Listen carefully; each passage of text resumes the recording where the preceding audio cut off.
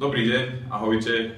My sme 3T, 3 tvorivé tvory, robíme divadelnú improvizáciu, robíme to nejakých 12 rokov a máme blízko k ľuďom.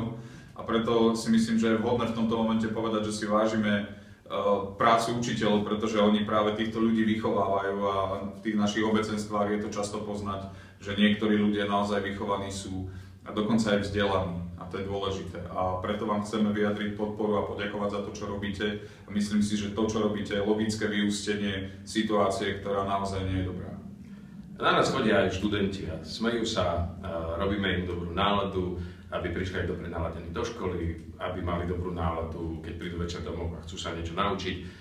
A ja som chodil do školy aj Šoko, aj Pucho, takisto myslím si, že sme sa tam mali fajn. My robíme humor, ale z učiteľov by si srandu nikto nemal robiť. Vyskerta.